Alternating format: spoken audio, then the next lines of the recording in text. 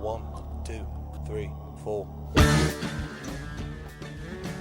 Shalom and welcome to Israel Inspired Radio. I'm Jeremy Gimpel here with Ari Abramowitz. It is wonderful to be back another week. We have just weathered the most incredible weather that I ever remember happening since I made Aliyah 91. It was a blizzard of all blizzards, and we're now slowly recovering. Ari, how are you? I'm great, and I'm standing here looking at the entire city of Jerusalem caked and blanketed in beautiful white snow. For me, I heard someone say it was 50 degrees today, and it should be starting to melt, and it'll be melted within a few days. I don't want it to melt. It's beautiful. It looks like a poem from here. The city looks like a poem. It's like just breathtaking. It always looks like a poem. Could you never think about the Middle East in snow? Because the Middle East always sort of reminds you of camels and desert. But in Jerusalem, man, when it snows here. It does. And it was what, 4 feet? 4 feet high? Was that it? My Akiva, who's now 5, when he walked in the snow, neck, right? It was up to his neck. He would walk, and then his head would be above the And snow. when people are telling me this is like more than Canada, I'm like, wow, really? We actually made like the heavy leagues with this. Like any city would consider this a big deal. Anyways, Jeremy, tell me what's going on with you. Well, for the last 5 days, we've been house locked. We've been bunkered in. We couldn't leave. Like our cars were covered in, streets were covered in snow. And so over the last 5 days, I just did a lot of reading. I read a lot. And we didn't have electricity for part of the time, and sometimes we only had a little bit of electricity, so sometimes it was by a lamp, sometimes it was by candlelight. I mean, Shabbat dinner, we did like they did in the olden days, where the Shabbat candles were our light for dinner. And it was amazing. What were you reading? What were you studying? Predominantly studying about the prophets.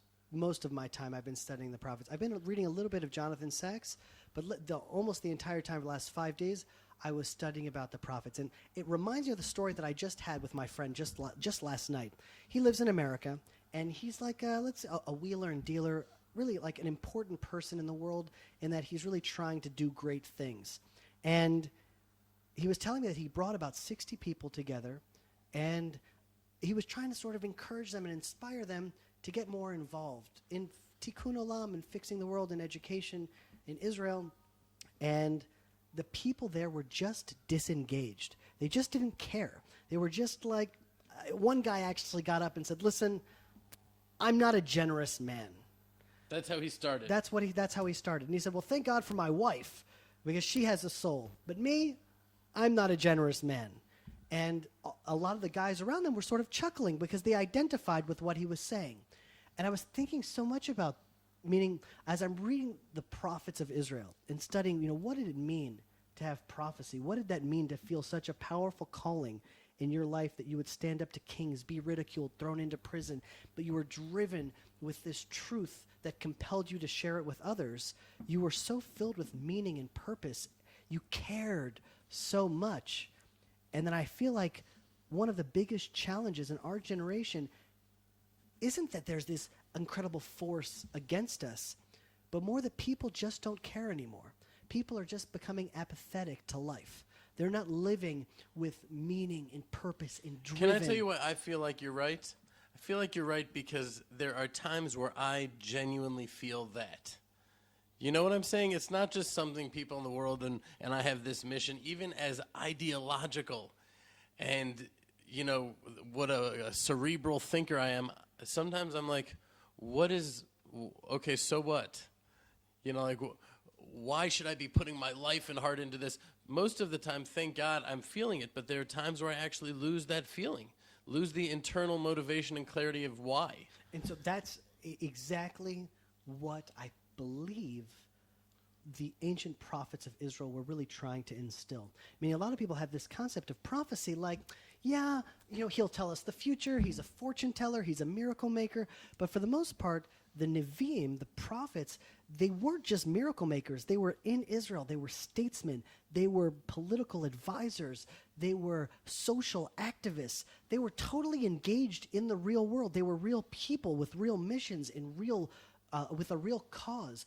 And as they're writing what they're writing, they're really expressing what I think Judaism has always tried to conjure up, and that is that the Torah's purpose, in many ways, is to create a community of consciousness, in a consciousness of caring. I mean, there was a time that there were forces against us. The Nazis were an incredible force, and Judaism really had to pull its koach together to counter this incredible force of Nazism and social Darwinism. And now it's not that Jews are running away from Judaism or a force is conquering us. They're just sort of drifting away. They're not being driven away.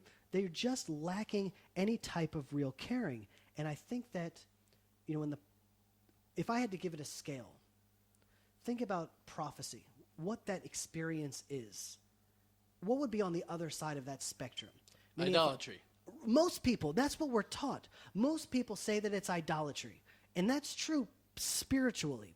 But if I think about it on the other side of the spectrum, not spiritually necessarily, but more... Well, that's the thing. It's idolatry, but only when you're talking about far from God, close from God. The actual feeling of it's actually probably very close. The feeling was similar, but the emotion would be apathy. Apathy. That is exactly what I've come to. That on the spectrum of prophecy to the if prophecy is 100, what is one? One is simply not caring, disillusioned, apathetic, just not really alive. Where prophets were so driven with this meaning and purpose, and they were trying to use this incredible language that seems sometimes lavish and outlandish, and it's like, wow, it's okay. So there's some poor people in Judea that are being oppressed by the rich, and there's some judges that are a little bit corrupt. To them, it was an outrage. There's a guy that I've been following a little bit lately. His name is Gary Yourofsky. Have you ever heard of him? No. Gary Yourofsky, Jewish guy. He believes in God, does not believe in organized religion. That's how he defines himself.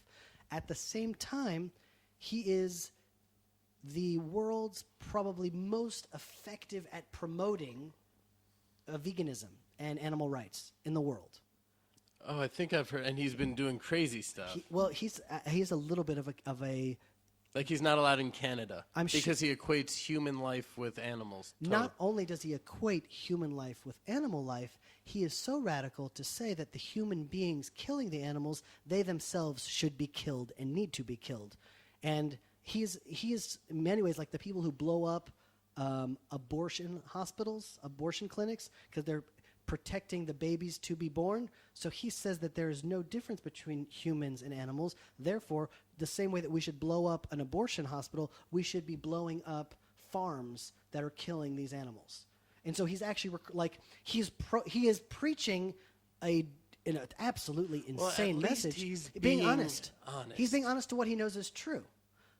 What I'm saying, though, is what's remarkable about Gary Yourofsky, in my mind, although obviously I have so much to say to him on a moral, ethical level, on a God level, but he's really driven with meaning and purpose, and he really cares deeply about his cause. He's been in prison for his cause. He's been banned from countries from his cause. He's been beaten up. I mean, and he's definitely Jewish. He is Jewish. Of Gary course he's Yourofsky. Jewish. No, but that's the thing. Lately, I've had this Judar in my head where whenever I hear something in the news happens, I say, okay, that's a Jew.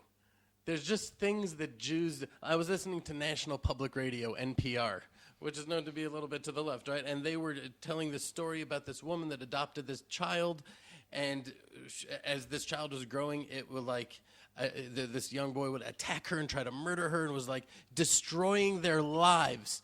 Any normal person would have just given this child they were saying to put him in juvie hall. She sacrificed 13 years of her life for this child, and she actually rehabilitated him and whatever. But I was like, okay, that's got to be, because it sounded so unreasonable. That's how I would define what is that Jewish quality where when I hear it, I'm like, most likely there's something Jewish there. It's unreasonable. Wow. Totally unreasonable in whatever you stand for. All Jews are not like that, but it is an admirable quality that I see that does, clearly you meet non-Jews, Christians, Muslims that are also that way.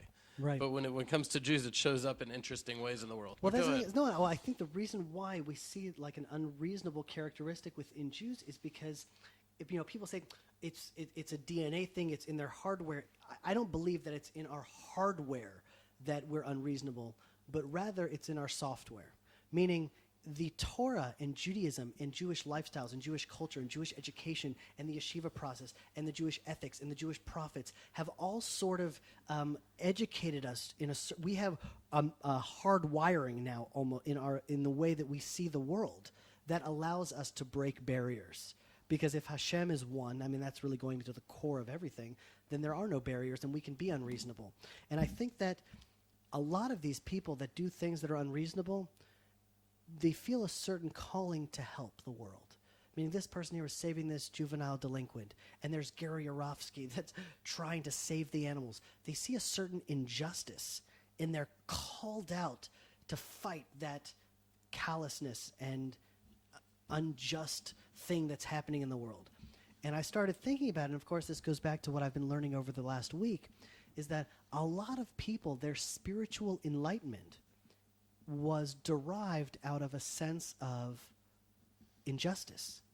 Meaning it was Moses, that walked out, saw the Egyptians, living life as a prince on high, and saw his Jewish brothers in slavery and afflicted, and it was that called him out of Pharaoh's house to go and lead the Jewish people. It was a sense of injustice that called him to the world. There's an amazing midrash that Avraham Avinu is walking, and he sees a castle in the sky, and the castle is burning with fire. And then Avraham says, how can it be? Where is the Baal Habayit? And then Hashem says, I want you to know I'm the master of this home.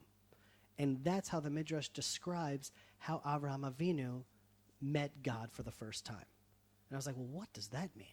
Was it he met God while walking through the thing and he saw a castle burning? Well, what is that analogy really supposed to conjure up in our minds? Because a midrash isn't necessarily saying this is what happened, but rather it is the message behind the midrash that we're supposed to take to us. And to me, the way I understand it is that Avraham Avinu saw the world, which is obviously an analogy to this castle, and he saw the world was on fire. He saw oppression and tyranny and dictatorships and Nimrod and all of the society of idolaters that are all self-centered and focused. And imagine a world of Sodom where someone comes to the city and they're like banging on the door. All right, let him out, let us have our way with him. That was just like the way of the world that Avraham Avinu lived in. That's not taken like for, wow, look at Sodom. It's like, oh, that's just the way people in Sodom are. And Avram saw this world, this beautiful castle that was clearly designed. The castle doesn't just appear from nowhere, and it's all on fire. And he's saying, well, where is God here? Where is the architect of this castle that it's all on fire? How could there be such injustice in the world? And then Hashem says, you've now discovered me. Meaning when you feel that sense of caring, when you feel that sense of injustice, what you've really done is taken the first step to enlightenment, the first step towards what the prophets experienced on the ultimate level.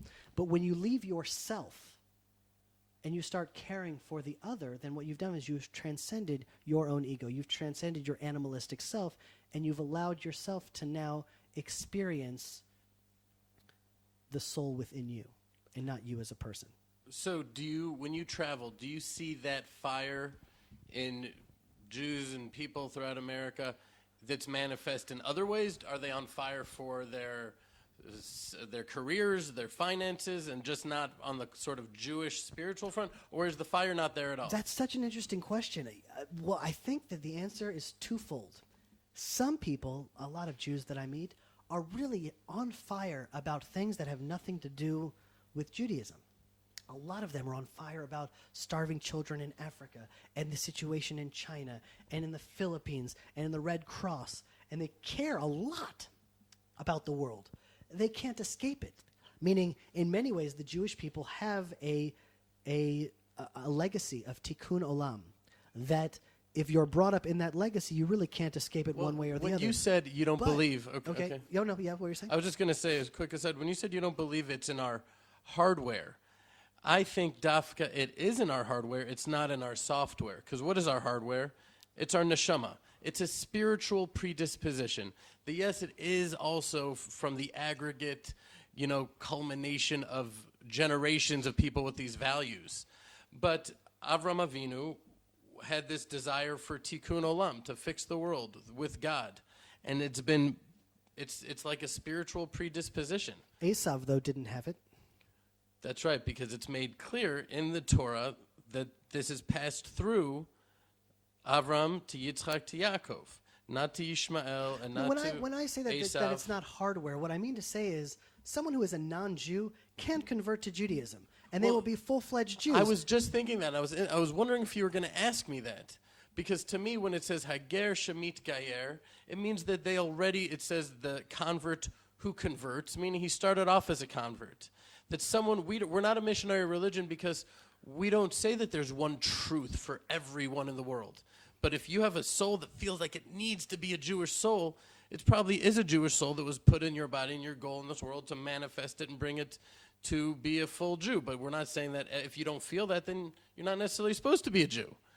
That's the idea of conversion. But to me, it's something that's deep within the Jewish soul. I mean, I guess if we keep it then on a soul level and we want to define Knesset Israel as a soul, then you're saying that a non-Jew can potentially have just the spiritual DNA of a Jew, and it's not really... No, but also the non-Jews of the world, I believe, have the desire there, but it needs to be lit up by us. Meaning, I feel like I've been doing a lot of thinking about what is the Jewish message to the world. And, I don't think it's one of negativity, or we should simply look at the positive qualities of the different nations and tell them why, not warn them and not ask them a favor, but tell them why standing strong and united with Israel today in the world is them at their highest selves. And see why. Because they all have qualities that are admirable, but we should shine a light and build them up through that to empower them. Well, here's what I'm thinking, meaning, from what I can tell, this just seems to be obviously be a very broad stroke, and this very broad stroke hurts my soul. And the broad stroke is that it seems to me the Jewish people that are growing up in a more secular lifestyle, attend a Reform synagogue, they're the more liberal in their views, more disconnected from the ancient heritage and customs and traditions and laws and orthodoxy of Judaism. They care almost entirely about universal matters. They care so much about the world, and to me, it's manifest beautiful. Where the Torah observant Jews that you're saying, the calling of the generation of the Torah world, to me it seems very often that the Torah world, the Orthodox Jewish world, is entirely focused on Orthodox Judaism. They're not even ready to break the boundary of Orthodoxy to care about the Jews at large, never mind the world at large. And to me, that's such an imbalance that we have to sort of recreate a Torah Judaism that is relevant for the entire world. So let me ask you a question. This goes back to our discussions, and they all come back to this. Do you feel like you have that inner balance? I don't know. I hope so. Because to me, if you have the inner balance, then you're not going to be calling out the world or identifying. You're just going to see the imbalance, balance yourself, and then just be. And that balances the world out, rather than to say what we... Here's what I'm saying. Meaning, I love Judaism, and I love the Jewish people, and I want us to be the best that we can be. I would say that the happiest moments in my life are when Israel looks good, or when the Torah looks good. Those are in the hardest moments for me, where I really cringe, are when the chief rabbi of Israel is caught potentially laundering money. To me, that is as devastating as it gets for me as far as the things that matter to me in the world. When that happens, devastation, that ruins my month. And so I want Judaism on one hand to truly want to fix itself and be a marvelous community and a marvelous faith community and a marvelous nation and a marvelous country. But ultimately, I only want that in order to change the entire world. I only want that ultimately the Jewish people should really bring the light that we've carried for so many thousands of years to the world. I just watched a movie called Surviving Progress. Have you heard of it? No. It's a documentary. So night times, Teal and I watched 2 documentaries during this snowstorm. And it was about how most people define progress as positive. It's good. We need more progress. We have to move forward. More technology. The more technology, the better. And the thesis of this movie was saying there's some technologies that are good, but there's some progress, quote unquote, that's destroying our universe. Like the rainforests are being decimated. All the natural resources are being sucked up. There's almost no fish left in the sea because we're consuming fish so fast with the industrial revolution of progress.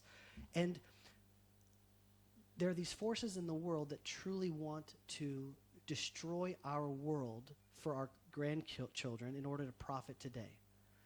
And Judaism has this legacy of fixing the world for ourselves, but really thinking about our grandchildren first. We don't live for our parents, we live for our children. And if that legacy isn't brought to the world, then the world won't make it. The world won't survive. That's the legacy, you think? That's one of the legacies. Because I'll tell you, when I was in Berlin, I was just telling this story to someone I forget. I walked outside, and I'm like the rabbi speaking to this whole group, and I meet this girl, Jewish girl in Berlin, and she's like making documentaries that are sort of like Peace Now documentaries, like radical left, give away the land of Israel. And I was talking to her, and I heard myself say these words, but it just felt right. I said to her, she said, "You probably don't agree with what I'm doing and you think I'm bad." So I said, let me ask you, do you honestly, sincerely feel that what you're doing is the best thing for the Jewish people, the best thing for the world? Do you feel like you're doing the right thing in your heart in an honest way? She said, yes. So I said, then keep doing what you're doing. Because I feel like it's no longer do I have this, where does anger at her come from or negativity? From the feeling that she's doing some sort of damage to our cause. She's not doing any damage to our cause. There's no damage can really be done to our cause. Hashem is in charge of everything. That's not in our department to worry about, scolding the people that are in our team that are doing damage. When you say damaging our cause, what is the cause? To continue to thrive in the land of Israel, to messianic times, to bring the Jewish people home, to be a light unto the nations, to empower the world. She's not harming that. She has this desire to serve Hashem, and right now it's going through this funnel that it's ending up there, but it's not my department to try to, but at the same time to see the beautiful thing in her that she wants to do things for the world. Right. She wants to make the world a better place as her why. Right. That's the inspiring part. That's the Jewish part, I think, to say like. Well, ultimately, I think, first of all, I think you're totally right. And I think that perhaps one of the most powerful realizations that I had was that if you really want someone to care and you want someone to be motivated to do something, whether it's recycle or whether it's to take on a job to try to help the Jewish people in Germany, the thought that will always pervade in modern man's mind is, come on, what difference do I really make? So I'll recycle my plastic. Who cares? The whole world is like, my little plastic is going to make it. What I am going to be a vegan, what I'm going to now save, a few hundred chickens, like, that's not going to make a difference in the world. And we're almost disempowered to really do anything of meaning because there's this voice of we are so small, we are so insignificant, we really can't change anything. Or a voice of we're so consumed with the outcomes that we are going to be able to measure. If we didn't care about outcomes, we'd say, do I want to live a life that is not harming animals? No. Exactly. And that needs to come, that is a higher level of consciousness. That is an enlightened way of life that I believe that exactly is the legacy of the Jewish people. To say, my life isn't about the outcomes of what will be, but rather, am I living with integrity? Am I living the life that the God that I believe in would want me to live? You know what? I think that really helped me big time in what I'm going through now because I'm getting sometimes I feel like I hear the message coming out of my mouth, but I've become disconnected with it. Meaning I'm not, no longer am I actually living it anymore. It's become more of an abstraction. And it's unpleasant when that happens because I don't exactly know how to fix it. But I think one of the methods of actually saying, am I living a life of integrity? You should sit down and from a real deep place say, what are my priorities in this world? What are my priorities? Is it to take care of my body? Is it to, exercise? Is it to study Torah? Is it to, have good relationships, to do acts of kindness? Then go to your schedule and say, what are my actions in the world of that? And put them into your schedule, and then you will be living with integrity. By creating your life, sometimes we feel like our lives are created for us. But when we actually liberate ourselves from that, because your type of thinking, like, what could we really do to make a difference, is the same type of thinking that, oh, my life is created for me, I got to do this job, I got to do this. But we could fill the empty nonsense part of our lives, which we all have, with exactly what we want to do, but it takes foresight and effort and inspiration. So if you feel that inspiration, build your life up. So I would say, Jeremy, how would you title this show? I would say The Fire Within, right? That's what we're looking for The Fire Within. We should all have it and bring it to Jerusalem soon. This is Ari Abramowitz with Jeremy Gimpel. Shalom from Jerusalem.